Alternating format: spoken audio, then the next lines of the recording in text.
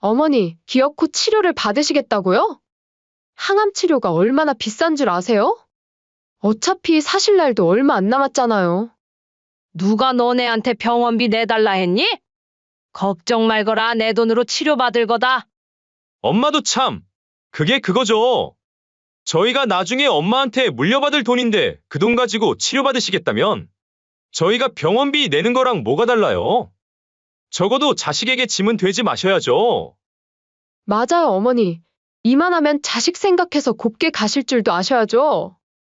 그러니까 너네 말은 나 치료받지 말고 혼자서 병들어 죽으라는 뜻이니? 이번 사연의 주인공은 65세 김경애 씨입니다. 그리고 그녀의 외아들 강성열과 며느리 홍지혜에 관한 이야기입니다. 그녀는 아들 부부의 냉정한 표정을 바라보며 가슴이 찢어지는 듯한 고통을 느꼈습니다. 자식 키워봐야 소용없다는 게 이럴 때 쓰는 말인가 싶었고, 무자식이 상팔자라는 말 또한 어떤 때 써야 하는지 경혜 씨는 아들을 보고 알았습니다. 엄마, 이제는 제 인생도 챙겨야 할 때가 왔어요. 적어도 자식한테 짐은 되지 말아야죠. 이 한마디가 20년간의 모성애를 무너뜨리기에 충분했습니다. 경혜 씨는 조그만 공장을 운영했던 남편과 사별 후 서울 외곽 빌라에서 홀로 살아가는 여성이었습니다. 남편은 사업 확장 중 과로로 급작스럽게 세상을 떠났고 경혜 씨는 그 이후 홀로 아들 석열을 키워냈죠. 말 그대로 눈물과 땀으로 아들을 키웠습니다. 학원비, 과외비, 유학비까지. 아들에게는 최고의 교육을 시키겠다는 일념 하나로 살아왔습니다. 그 결과 석열은 명문대학 법학과를 졸업하고 대형 로펌에 취직해 승승장구했습니다. 30대 중반의 나이에 파트너 변호사 자리까지 바라보는 입장이 되었죠. 그는 같은 회사 변호사 홍지혜와 결혼해 손주 도윤을 낳았습니다. 석열 부부는 고급 아파트에 살며 겉으로는 완벽한 성공을 이룬 듯 보였습니다. 엄마, 요즘 바빠서 자주 못 찾아뵙네요. 분기에 한 번 정도 얼굴을 비추는 아들이었지만 경혜 씨는 그마저도 감사했습니다. 아들이 잘 되는 모습을 보는 것만으로도 충분했으니까요. 젊은 부부가 노인네 집에 자주 올 리 없다고 혼자 위로하곤 했죠. 경혜 씨는 남편이 남긴 재산으로 충분히 생활할 수 있었지만 자식에게 부담 주기 싫어 경제적 도움을 청한 적이 없었습니다. 오히려 손주 도윤이의 100일, 돌, 생일마다 넉넉한 용돈을 손에 쥐어주곤 했죠. 그런데 몇 달 전부터 아들 내외의 태도가 조금씩 달라지기 시작했습니다. 엄마, 부동산 하락이 심해서 좀 힘든 상황이에요. 도윤이 영어 유치원비도 부담되고. 처음엔 힘든 상황을 토로하는 정도였습니다. 경혜 씨는 아들이 어렵다는 말에 선뜻 통장에서 돈을 꺼내주었죠. 모아둔 돈이 있었으니까요. 얼마 후 다시 찾아온 아들 부부의 표정은 더 어두웠습니다. 어머니, 저희 집 대출 이자가 올라서 힘드네요. 남들 다 아는 해외여행도 자주 못 가고 점점 살기 팍팍해요. 경혜 씨는 다시 한번 통장에서 돈을 꺼냈습니다. 아들 부부의 방문은 어느새 돈을 달라는 패턴이 되어버렸습니다. 처음엔 손주 교육비, 나중엔 대출 이자까지. 그러면서도 자신의 노후 자금이 얼마나 되는지, 남편이 어떤 재산을 남겼는지는 철저히 비밀로 했습니다. 남편이 그렇게 신신당부했으니까요. 자식에게 재산 이야기를 하면 안 돼. 스스로 서야 해. 석열이 그놈 우리가 너무 오냐오냐 키운 건 아닌가 걱정돼. 남편의 말이 귓가에 맴돌았지만 어머니의 마음은 달랐습니다. 내가 쓰고 남을 돈 아들이 쓰면 뭐가 문제야. 그때는 그렇게 생각했습니다. 그러던 어느 날 계속된 하복부 통증으로 병원을 찾은 경혜 씨는 초기 자궁암 진단을 받았습니다. 생명에는 큰 위협이 없지만 수술과 항암 치료, 약값까지 합치면 수천만 원의 비용이 예상되는 상황이었죠. 김경애님 빨리 수술하셔야 합니다. 초기라 완치 가능성이 높습니다. 의사의 말에 경혜 씨는 망설였습니다. 아픈 것보다 아들에게 병원비 이야기를 꺼내는 게 더 두려웠기 때문입니다. 하지만 어쩔 수 없었습니다. 혼자서 감당하기에는 너무 큰 금액이었으니까요. 진단서를 들고 집으로 돌아가는 길, 현관문 앞에서 우연히 아들 부부의 대화가 들려왔습니다. 엄마 자궁암이라고? 수술비가 얼마나 든대? 응, 아까 어머니한테 전화 왔었어. 5천만 원은 기본이래. 거기에 항암 치료까지 하면 억대 가까이 들 수도 있대. 미치겠네. 이대로 가다간 어머니 유산 다 병원비로 거덜나는 거 아니야? 현관문 앞에 서 있던 경혜 씨의 다리가 휘청거렸습니다. 아들의 말이 믿기지 않았습니다. 당신 어머니가 얼마나 갖고 있는데. 정확히는 모르지만 아버지가 꽤 남기고 가셨다던데. 근데 돈 얘기를 물어보면 얼버무리셔. 그냥 병원비 부담 못 해주겠다고 단호하게 말해야겠어. 그래도 어머니가 우리한테 병원비 내달라고는 안 하시지 않을까? 그렇긴 한데 어차피 나중 되면 엄마 유산도 우리 건데. 병원비로 다 빠져나가서 한 푼도 못 물려받을 수도 있잖아. 맞아. 너무 비싼 치료 받으실 필요 있어? 나이도 있으신데 고통스럽기만 하지. 그냥 자연스럽게 가시는 게. 경혜 씨는 그 자리에 주저앉고 싶었습니다. 자신의 아들이 어머니의 죽음을 바라는 말을 하다니 이게 현실인지 악몽인지 구분이 안 갔습니다. 치료비 부담하면서까지 우리가 희생할 필요 있냐고. 도윤이 교육비도 있고 집도 바꿔야 하고. 경혜의 손에 든 진단서가 바닥에 떨어졌습니다. 그 소리에 현관문이 열렸고 서결 부부의 놀란 얼굴이 보였습니다. 엄마, 언제부터 거기 계셨어요?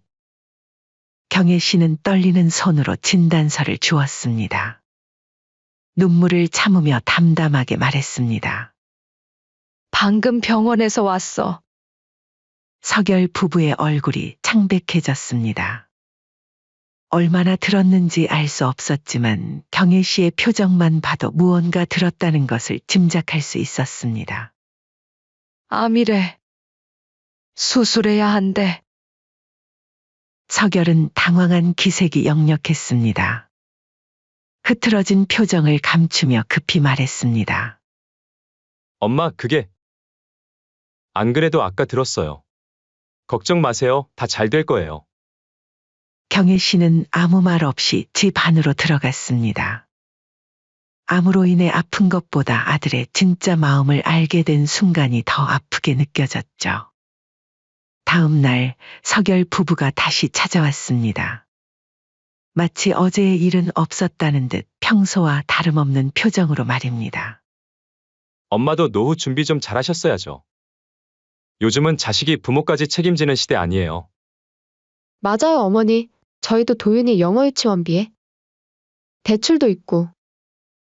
아들 서결의 말에 경혜는 가슴이 찢어지는 듯 했습니다. 자신이 아들에게 얼마나 헌신했는지 그리고 지금까지도 계속 돈을 지원해주고 있는지 모르는 듯한 발언이었습니다.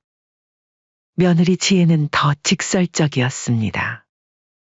어머님, 솔직히 우리도 대출 상환하랴, 아이 교육비 마련하랴 정신없어요. 이번에 보너스도 깎였다고요. 무슨 말인지 잘하셨을 거라 생각이 들어요. 너무 야박하다 생각하지 마시고 자식이 뭘 원하는지 생각해 보셔요. 경혜 씨는 말없이 그들의 이야기를 들었습니다. 자신을 짐으로 여기는 아들 부부의 말 한마디가 평생의 희생을 무너뜨리고 있었습니다. 너네 마음 잘 알겠으니 나도 너네한테 부담 주기 싫다. 병원비는 내가 알아서 할게. 그럼 치료를 받으시겠다는 거네요? 일단 알겠습니다. 그렇게 그들이 떠난 후 경혜 씨는 오랜만에 남편의 사진을 바라보았습니다. 당신 말이 맞았어요. 재산 이야기는 하지 말았어야 했는데. 눈물이 볼을 타고 흘러내렸습니다. 그동안 모성애라는 이름으로 자신을 속여왔던 것을 후회했습니다. 아무리 자식이라도 곁에 없으면 그만인 존재였습니다. 의지할 곳은 결국 자기 자신뿐이었습니다. 그날 밤 경혜 씨는 평생 처음으로 자신의 아들을 미워하는 마음이 들었습니다. 그리고 평생 처음으로 자신의 삶을, 자신의 행복을 위해 살아야겠다고 다짐했습니다. 하지만 그녀는 아직 아들 부부가 얼마나 냉혹한 존재인지 완전히 깨닫지 못했습니다. 그들이 곧 그녀에게 무슨 일을 꾸미고 있는지, 그리고 그것이 얼마나 잔인한 계획인지 알지 못했습니다. 암 진단 후 더욱 쇠약해진 경혜 씨. 그녀는 아들의 냉담한 반응에 처음으로 모성의 한계를 느꼈습니다. 병원에서 처방받은 약을 먹으며 혼자 눈물 짓던 날이 일주일쯤 지났을 때였습니다. 서결이와 며느리 지혜가 갑자기 찾아왔습니다. 평소와 다르게 환한 미소를 띠고 있었죠. 엄마, 요양 겸 공기 좋은 곳에서 쉬면 어떨까요? 저희가 알아본 곳이 있는데 자연 속에서 치료하면 더 빨리 회복될 거예요. 아무래도 엄마가 건강해지셔야 제 마음도 놓이죠. 경혜 씨는 아들의 갑작스러운 제안에 조금 놀랐습니다. 지금까지 병원비도 부담스러워하던 아들이 갑자기 요양을 제안한다니 의아했죠. 하지만 희망이 없어진 그녀에게 이 제안은 한 줄기 빛과도 같았습니다. 정말? 그런 곳이 있어? 지혜는 태블릿을 꺼내 아름다운 산골, 별장 사진들을 보여주었습니다. 나무로 지은 예쁜 통나무집, 맑은 계곡물이 흐르는 뒷뜰, 울창한 숲으로 둘러싸인 산책로까지. 마치 휴양지 같은 곳이었습니다. 어머님, 이곳은 산책로도 있고 공기도 좋아서 암 환자들이 많이 찾는데요. 저희가 매주 찾아뵐게요. 이곳에서 지내면서 근처 병원에서 항암 치료도 하면서 완치한 사람들도 많아요. 거기 비용은 얼마나 하는데? 경혜 씨가 물었습니다. 며느리는 미소를 지으며 손사래를 쳤습니다. 걱정 마세요. 돈보다도 어머니 건강이 먼저죠. 맞아요. 엄마는 돈 걱정하지 마시고 건강에만 집중하세요. 자식 뒀다 어디 했어요? 경혜 씨의 눈시울이 붉어졌습니다. 병원비 부담으로 차갑게 굴던 아들이 이렇게 자신을 위해 알아봤다는 사실이 그녀를 감동시켰습니다. 그녀는 아들 부부의 손을 꼭 잡았습니다. 정말 고마워. 너희 덕분에 힘이 나는 것 같구나. 우리 함께 잘 이겨내보자. 서결과 지혜는 서로 눈빛을 교환했지만 그 당시 경혜 씨는 그것이 무슨 의미인지 알지 못했습니다. 그렇게 일주일 후 아침, 아들은 어머니의 짐을 차에 실었습니다. 필요한 의료와 약, 간단한 생필품들을 챙겼죠. 엄마, 핸드폰 좀 줘보세요. 여기는 특별한 앱으로 위치를 확인해야 하거든요. 경혜 씨는 순순히 핸드폰을 건넸습니다. 아들 서결이는 핸드폰을 받아 무언가를 조작한 후 주머니에 넣었습니다. 일단 제가 가지고 있을게요. 위치 설정이 좀 복잡해서. 그렇게 아들 내외는 경혜 씨를 태우고 서울을 벗어났습니다. 고속도로를 타고 2시간가량 달린 후 점점 외진 산길로 접어들었습니다. 포장도로가 끝나고 자갈길이 시작되었습니다. 경혜 씨는 창밖으로 펼쳐진 아름다운 풍경에 감탄했습니다. 여기 정말 공기가 좋구나. 그러나 차가 더 깊은 산속으로 들어갈수록 태블릿에서 본 아름다운 별장의 모습은 전혀 보이지 않았습니다. 경혜 씨의 마음에 불안감이 스며들기 시작했습니다. 우리 어디로 가는 거니? 아까 보여준 그 별장이랑 좀 다른 것 같은데. 금방 도착해요, 엄마. 걱정 마세요. 마침내 차가 멈췄습니다. 경혜 씨는 창밖을 바라보고 얼굴이 굳었습니다.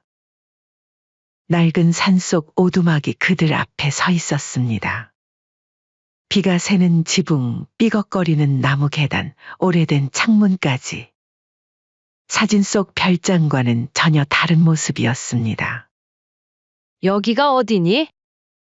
사진이랑 너무 다른데? 아들 서결이는 어색한 미소를 지었습니다. 엄마, 처음엔 좀 실망스러울 수 있지만 이 오두막이 실은 더 자연 친화적이래요. 자연 속에서 치유되는 게 약보다 낫대요. 그리고 사진에서 보던 곳은 예약이 꽉 차서 한 달 정도는 기다려야 옮길 수 있을 거예요. 경혜 씨는 일단 내려서 오두막을 바라보았습니다. 무언가 이상했지만 아들을 의심하고 싶지 않았습니다. 그녀는 불안한 마음을 누르며 오두막으로 향했습니다. 아들이 짐을 내려놓았습니다. 그리고 지혜와 함께 서둘러 차로 돌아갔습니다. 저희가 아직 필요한 물건들이 더 있어요. 저녁에 다시 올게요, 엄마. 언제 돌아온다고? 금방 올게요. 잠깐 쉬고 계셔요.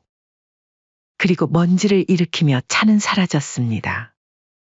경혜 씨는 그 자리에 얼어붙은 듯 서 있었습니다.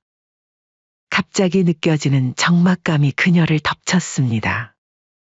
주변은 온통 산과 나무뿐이었고 아무런 소리도 들리지 않았습니다. 괜찮아. 저녁에 다시 온다고 했어. 경혜 씨는 자신을 다독이며 오두막 안으로 들어갔습니다. 내부는 더 충격적이었습니다.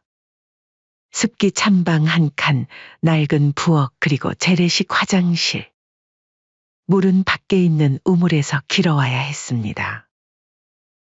전기는 간헐적으로 들어오는 듯했고 수도는 아예 없었습니다. 짐을 풀며 경혜 씨는 서결이 가져다 준 것들을 확인했습니다. 식량이라고는 라면 몇 봉지와 통조림 몇 개가 전부였습니다. 그리고 약. 그녀는 약병을 열어보고 눈살을 찌푸렸습니다.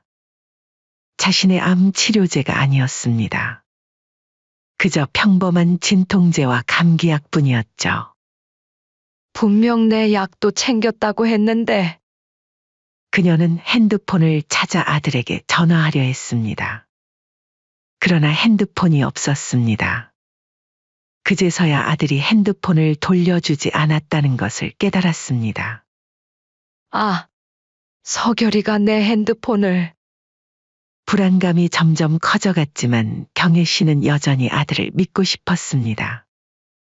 분명 오해가 있을 거라고, 저녁이 되면 다시 올 거라고 스스로를 위로했습니다. 해가 저물었습니다. 오두막 앞 나무 의자에 앉아 경혜 씨는 산길을 뚫어지게 바라보았습니다. 차 헤드라이트가 비치기를, 아들이 약속대로 돌아오기를 기다렸습니다. 하지만 시간이 흘러도 아무도 오지 않았습니다. 밤이 되자 산짐승의 울음소리가 들려왔습니다. 처음 듣는 소리에 경혜 씨는 몸을 움츠렸습니다.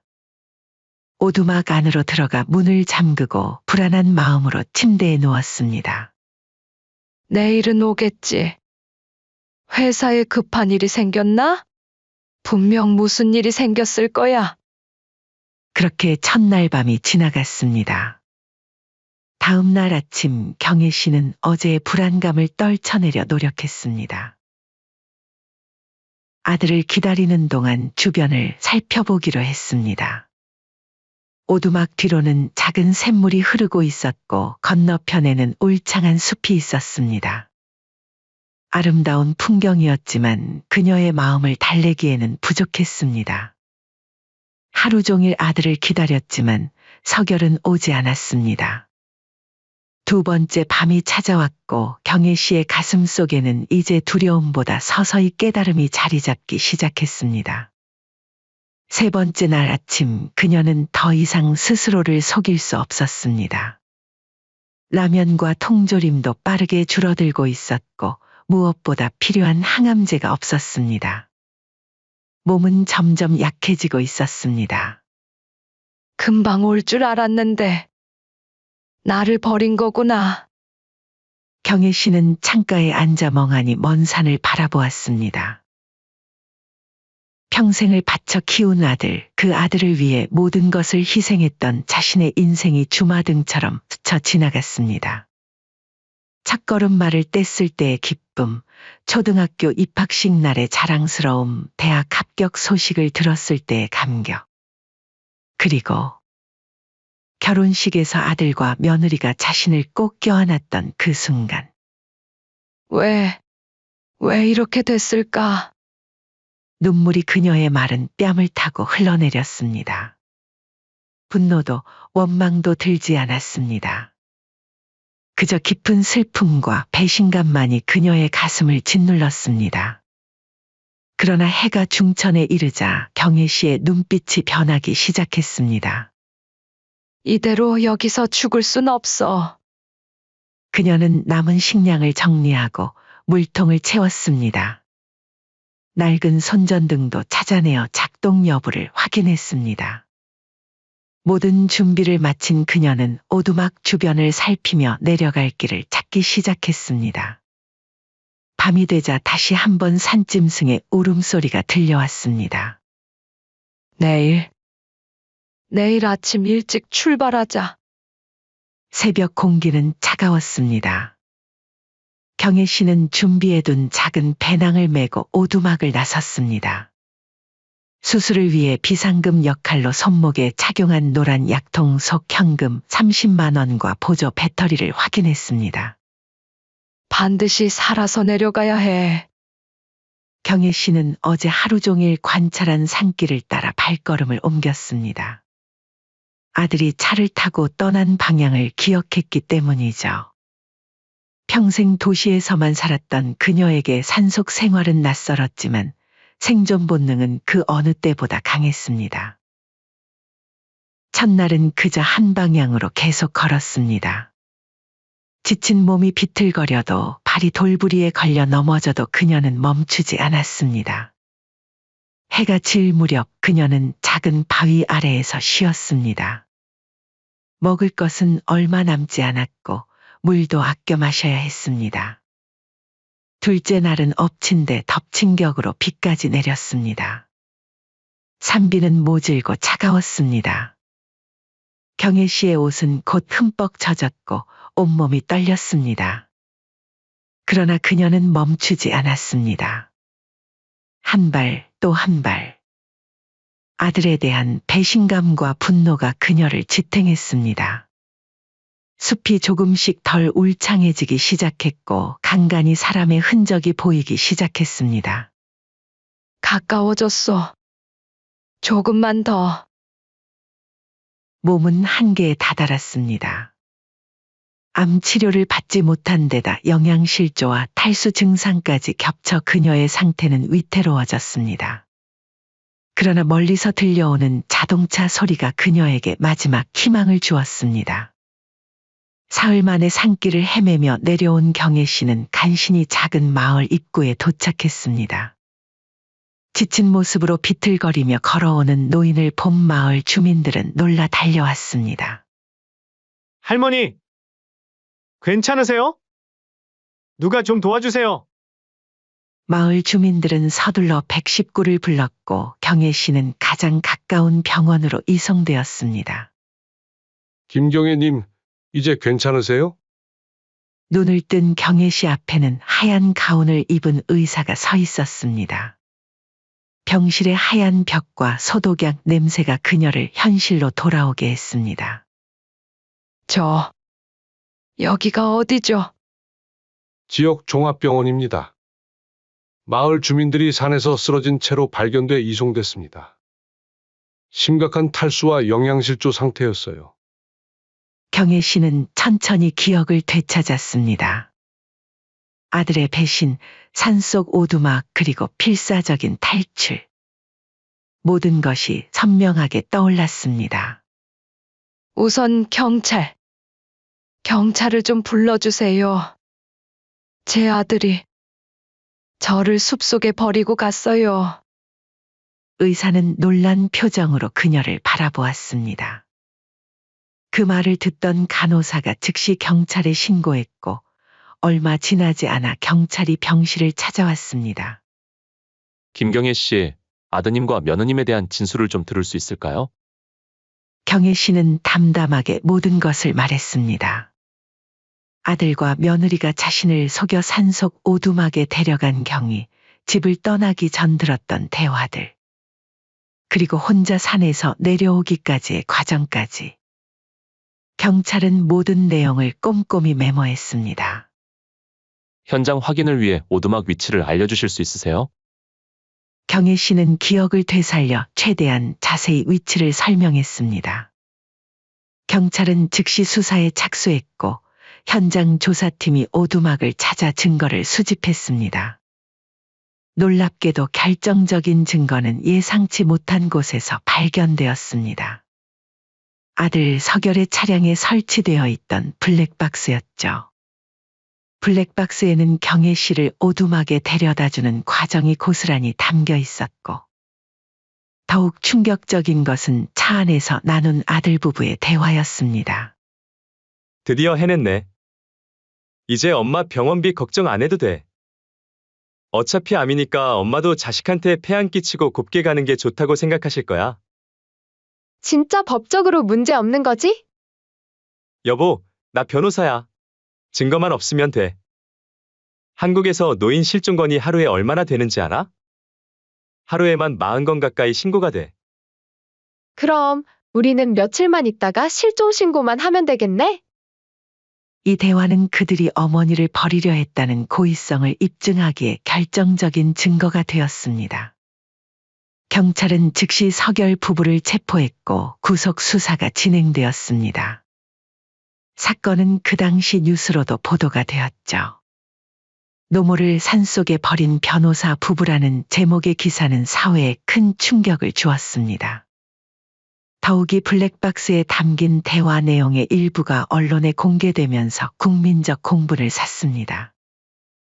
경혜 씨는 병원에서 회복하는 동안 자신의 이야기가 이렇게 크게 보도될 줄은 몰랐습니다. 그녀는 단지 살아남고 싶었고 아들의 부당한 행동에 대해 정의를 바랐을 뿐이었습니다. 하지만 사회는 그녀의 사연에 분노했고 수많은 지원과 격려가 쏟아졌습니다. 어머니, 힘내세요. 저희가 도와드릴게요. 병원에는 매일 위문 편지와 선물이 도착했습니다.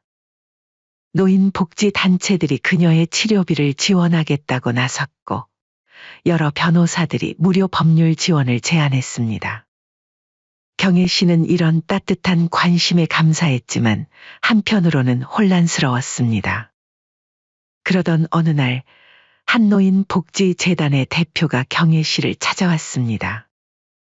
김경애님, 저희가 앞으로의 치료와 거주 문제를 도와드리고 싶습니다.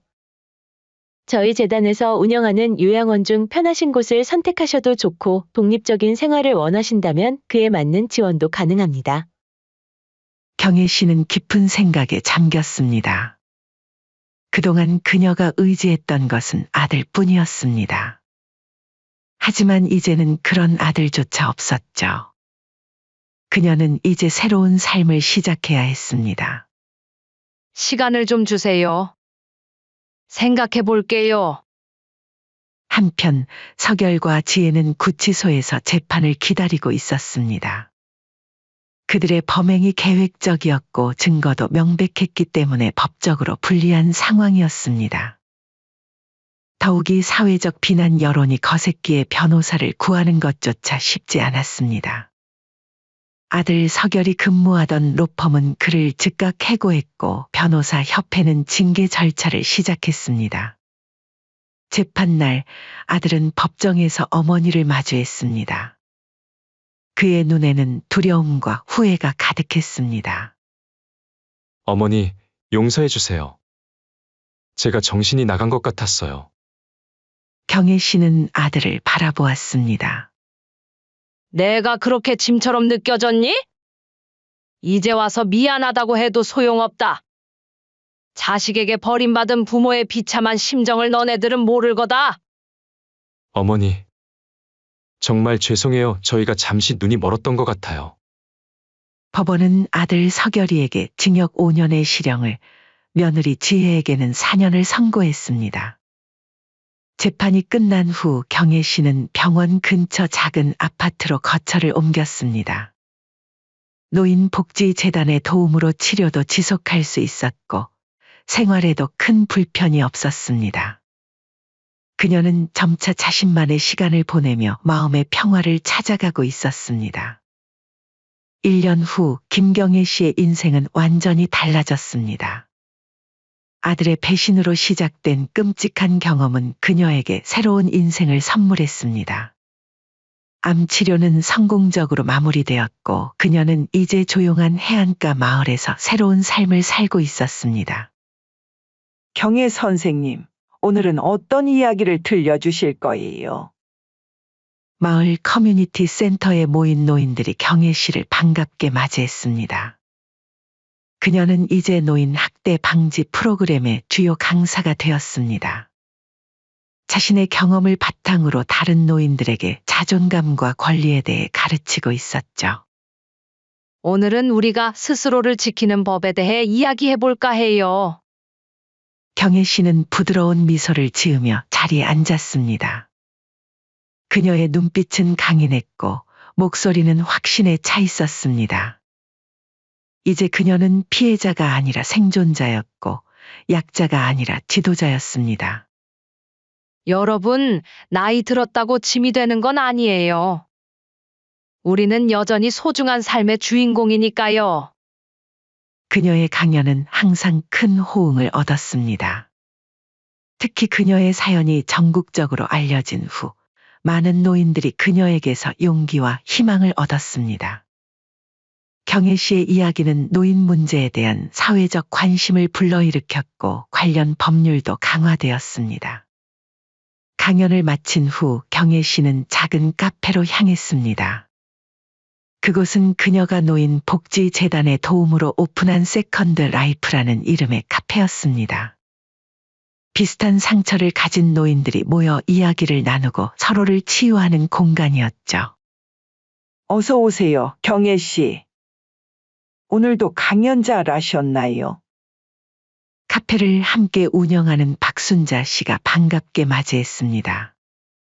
순자 씨 역시 자식들에게 버림받은 경험이 있는 노인이었습니다. 경혜 씨와 순자 씨는 서로에게 의지하며 새로운 가족이 되었습니다. 네, 오늘도 많은 분들이 참석하셨어요. 점점 더 많은 노인들이 자신의 권리에 대해 목소리를 내고 있어요. 경혜 씨는 창가에 앉아 따뜻한 차를 마셨습니다. 창밖으로는 잔잔한 바다가 보였고 해변을 따라 산책하는 사람들이 보였습니다. 평화로운 풍경이었죠. 그때 카페 직원이 편지 한 통을 들고 다가왔습니다. 발신인을 확인하자 그녀의 표정이 굳었습니다. 교도소 주소와 함께 강성열이라는 이름이 적혀 있었습니다. 아들이에요. 순자 씨가 조심스럽게 물었습니다. 경혜 씨는 천천히 고개를 끄덕였습니다. 편지에는 서결의 애절한 사과와 함께 부탁이 적혀 있었습니다. 어머니, 정말 죄송합니다. 제가 정신이 나갔었습니다. 매일 밤 악몽에 시달리고 있습니다. 어머니가 산에서 얼마나 고통스러웠을지 생각하면 숨이 막힙니다. 제발 저를 용서해 주세요. 그리고 가능하시다면 탄원서를 제출해 주시면 감형을 받을 수 있을 것 같습니다. 어머니의 자비를 구합니다. 아들 서결 올림. 경혜 씨는 편지를 읽은 후 잠시 생각에 잠겼습니다. 그리고 천천히, 아주 천천히 편지를 찍기 시작했습니다. 한 조각, 두 조각. 편지는 곧 작은 종이 조각들로 변했습니다. 경혜 씨, 순자 씨가 걱정스럽게 바라보았습니다. 경혜 씨는 미소를 지었습니다. 그것은 슬픔이나 분노가 담긴 미소가 아니었습니다. 오히려 평화로움과 결단력이 담긴 미소였습니다. 괜찮아요, 순자 씨. 이제 정말 모든 게 끝났어요. 그녀는 종이 조각들을 쓰레기통에 버렸습니다. 그것은 단순히 종이를 버리는 행위가 아니었습니다. 그녀의 과거와 아픔을 완전히 놓아주는 상징적인 행동이었습니다. 아들이 가명을 원하나 봐요. 아무리 부모 자식은 천륜이라 하지만 애들은 절대로 용서받지 못할 짓을 했어요. 어찌 용서할 수 있겠습니까? 경혜 씨는 창밖을 바라보았습니다. 바다는 여전히 잔잔했고 햇살은 따뜻했습니다. 그녀의 새 인생도 그렇게 평화롭고 따뜻했습니다. 오늘 오후에는 무슨 계획이 있으세요? 순자 씨가 물었습니다. 노인보호센터에 기부금 전달하러 가야 해요. 그리고 저녁에는 무료 급식소에서 봉사할 예정이에요. 경혜 씨는 자신의 경험을 통해 얻은 관심과 후원금의 일부를 항상 어려운 사람들을 위해 사용했습니다. 특히 자식들에게 버림받은 독거노인들을 돕는 일에 적극적이었죠. 같이 가요. 저도 도울게요. 순자 씨가 미소 지었습니다. 경혜 씨는 고마운 마음으로 고개를 끄덕였습니다. 저녁이 되자 경혜 씨와 순자 씨는 마을 무료 급식소에서 봉사활동을 하고 있었습니다. 따뜻한 음식을 받아가는 노인들의 얼굴에는 미소가 가득했고 그것을 바라보는 경혜 씨의 얼굴에도 미소가 번졌습니다. 경혜 씨, 이 할머니는 최근에 집을 잃으셨대요. 당분간 머물 곳이 필요하시대요. 봉사자 한 명이 다가와 말했습니다. 경혜 씨는 잠시 생각에 잠겼다가 결심한 듯 고개를 끄덕였습니다. 제가 운영하는 쉼터의 방이 하나 있어요. 그곳에서 지내시면 어떨까요? 경혜 씨는 자신의 사비로 작지만 쉼터도 운영하고 있었습니다. 노인 학대 피해자들이나 갈 곳 없는 노인들을 위한 임시 거처였죠. 정말 감사합니다, 경혜 씨. 어느 한 할아버지가 감사하게 말했습니다. 경혜 씨는 미소로 답했습니다. 서로 돕고 살아야죠. 제가 어려울 때 많은 분들이 저를 도와주셨으니까요. 경혜 씨는 만족스럽게 미소 지었습니다. 그녀는 이제 과거에 얽매이지 않고 미래를 향해 당당히 걸어가고 있었습니다. 버림받은 어머니가 아니라 자신의 인생을 스스로 개척하는 강인한 여성으로 말입니다.